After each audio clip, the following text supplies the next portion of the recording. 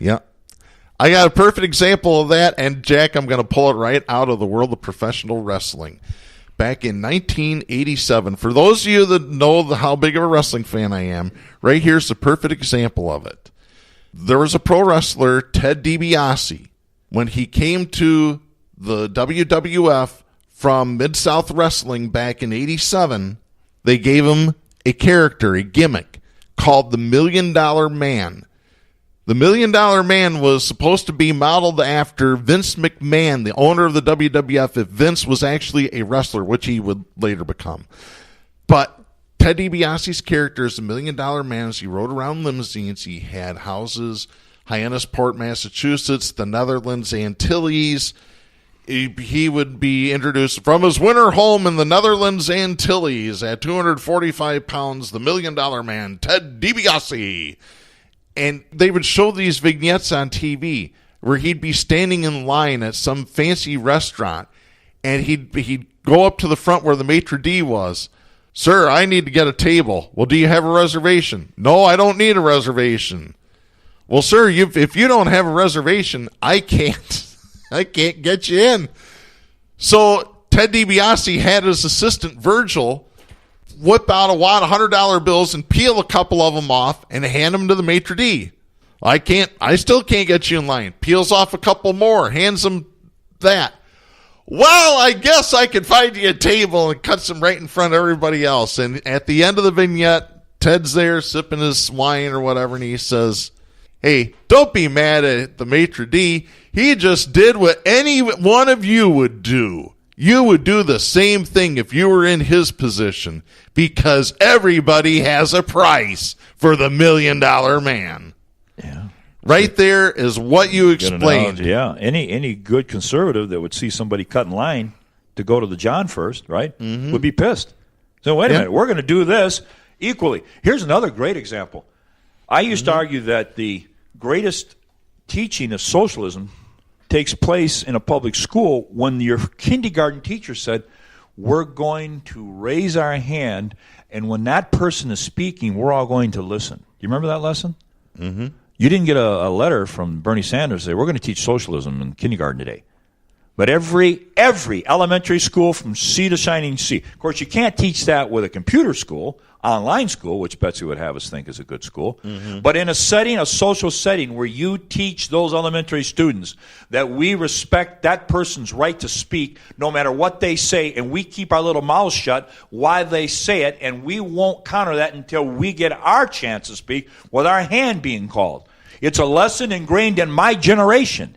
It's called socialism. Equal right to open your mouth and speak and say what you want. And it's not a complicated syllabus that has to come from the Lenin Society in Russia.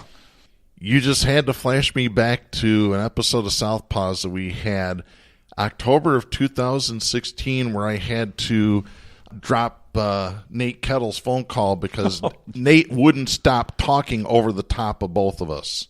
Yeah. I hate to say it, it makes for really shitty radio, folks, when you've got 10 million voices over the top of each other. You got one person trying to speak over. That's not radio. Ed Potter, he forgot. He forgot the lesson he learned in Mrs. That wasn't Brown's. Ed, that was Nate. Nate, well, you know where he got it from. Bingo. Is that we are going to honor your right to speak. Don't tell me that isn't socialistic, and don't tell me it's being trounced on by Trump today. And don't tell me you don't see it out in that world every single day. The rich will step up in the line and take their piss first. The rich will have the right to speak. I think they say now money is equal to money to is speech. Money is speech. They're forgetting the first lesson of socialism in kindergarten. Citizens United, money is speech, and corporations are people. Speaking of town halls. Let me finish this real quick Go here, ahead. because they then try to back up that statement about socialism not being popular with the electorate with this. February's NBC News Wall Street Journal poll found that only 18% of Americans view socialism positively, while 50% view it negatively. And being a socialist was one of the least desirable characteristics for presidential hopefuls. Well, we know polls can be manipulated, folks. We've explained it to you on this show countless times. Who was the target audience? How were they contacted? Was it landline? Was it cell phone? Was it email? What were the demographics? How old were these people? Were they men? Were they women? What type of income do these people have? See, it's all about the demographics that are involved with a poll. And I hate to be the one to tell you this, but let's remind everybody that the Wall Street Journal is owned by News Corporation, parent company of Fox Propaganda Channel. You mean? Oh, go ahead. Like NBC, who is going to host the first moneymaker for Joe Biden, who just happens to have its chief negotiator.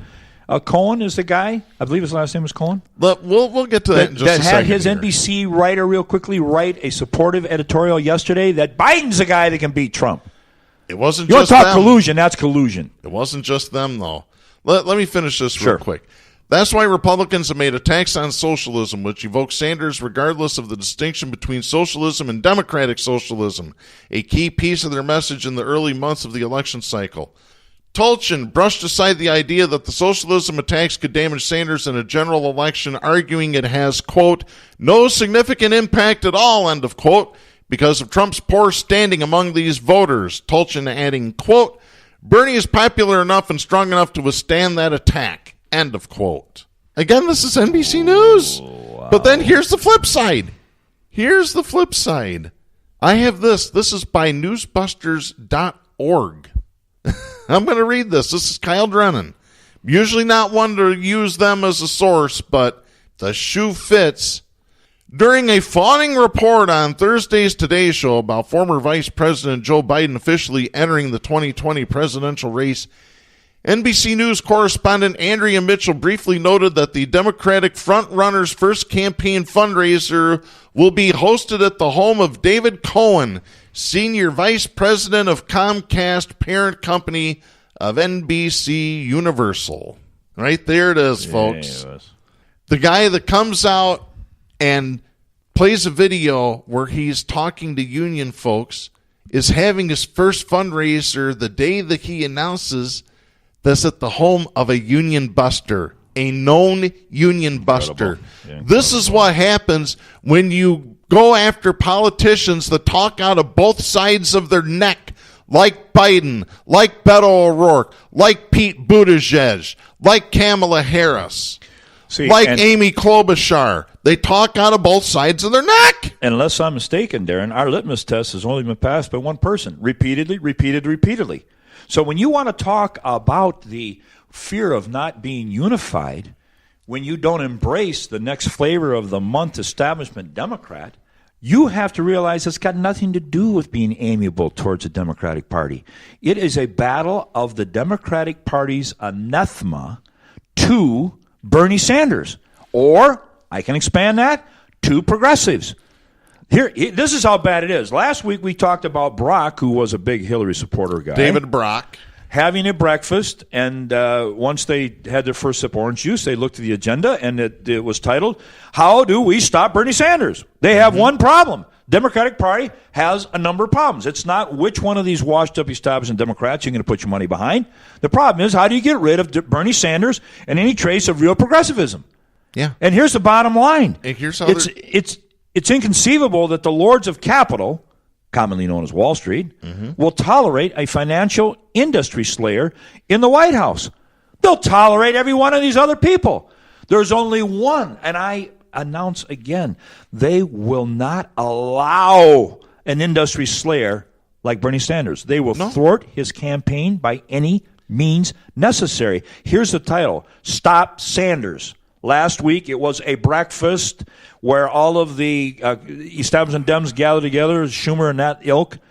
Now this week, near a tandem, here is proof of the corporate long knives. The corporate long knives came out with a CNN town hall in L.A., and they had a ringer question. They had a question that they thought would trip Bernie up, and the damage was done to some degree, like Howard Dean's rant where he supposedly went crazy that was played ubiquitously for days, right? And knocked him out. Days, weeks, months, years, it's still played. He was the progressive voice supposedly back in that race. Now we have Bernie sitting in this town hall, and they ask him, now this isn't verbatim, okay, but it was to this effect. Since you are the supporter of totalitarian government, do you hear, now that was there, What do you think how's it going to help us if you keep pushing socialism? If you keep pushing socialism. The Fox News people couldn't write it any better than that, could they, Darren? No. That came out of CNN's mouth. Yeah. That was a structured trap for a Howard Dean moment. That was the corporate long knives letting CNN know how it is you're going to trip up Bernie. Then the next night I hear Andrea Mitchell going on and on how Bernie failed out in this town hall, right? Because they got to have something to offset these hundreds of thousands of crowds. They had to have some little trip up. Somebody, she said, booed. You know who it was? The long knives, the corporate long knives, complicit with the Democratic Party, probably had some people seated. They do this kind of crap, folks. In the crowd. Plants. To boo, to make it sound like there was a negative reaction. So bottom line, the whole damn town hall was only two people. One called the establishment Dems, the other Bernie Sanders. That's the race. That's the battle. There's not 20 individual battles. There's two battles. Mm-hmm. It's a 19-1 arrangement. That's exactly right, It's Darren. 19 against 1. It ain't a one-on-one fight. It's 19 against 1. Hate to say it. That's how it is. That's exactly what it is. And let's remind everybody that Andrea Mitchell is married to former Fed Chair Alan Greenspan. The complicated speaker that puts you to sleep with verbs while he bends you over and screws you economically. Yep. That's who she's married to. Yep. The party's corporate leadership is determined to make AOC and whatever left Democratic progressives there are an endangered species. So it's not just Bernie. Mm-hmm. They also are on a plan to euthanize AOC. Yep. And you won't slow them down.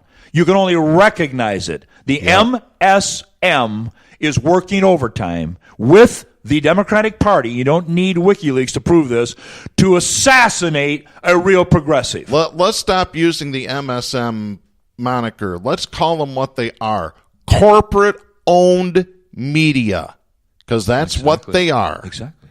They have corporate masters that they're going to push their agenda, and if you don't go along with it, you're going to get pushed out the door, and they're going to put somebody else in your place that's going to do their bidding for them. Yeah. And the corporate party leadership in the DNC, they all go to the same damn country clubs. I'll give you one for example. Nancy Pelosi. Blow it, Pelosi. She blew it. She is downright contemptuous of the Green New Deal. She's hostile to AOC. Mm-hmm. That's the battle, ladies and gentlemen. That's the only battle it is. And if I keep getting messages that I can't be smearing any longer, Pete and Beto and the one from Iowa, what's her name? Warmblacker, Schamblacker, I don't know. Yeah. The last month's flavor. If I can't say anything positive about those people, don't say anything at all. Well, the bottom line is that's the real battle that's going on. That's where we're at today, and I predict to you, Darren, you had Joe Elder predict that the Democratic Party would rise up and stop Bernie. We played that last week. And it's going to happen this year in spades. Mm-hmm. I want to continue this article. As a CBSNews.com article explained Wednesday, Cohen is more than just a top executive at Comcast. He is also the chief lobbyist for the major media corporation. The report pointed out this. Unlike many of his competitors, Biden is courting some of the party's traditional high-dollar donors to support his campaign, which is evident from the invitation to the fundraiser obtained by CBS Philadelphia. The Cohens, along with co-hosts who include top lobbyists and lawyers in Pennsylvania, are seeking donations of at least $2,800 to attend the fundraiser, though there is also a unprofessional donation level of $250 included in the invitation. This is CBS News reporting this. According to OpenSecrets.org, Cohen has a history of contributing to both Democrats and Republicans. In the early 1990s, he served as chief of staff to then Philadelphia Mayor Ed Rendell. As Andrea Mitchell acknowledged, Rendell, the former Democratic Pennsylvania governor, is also one of the co-hosts of the Biden fundraiser.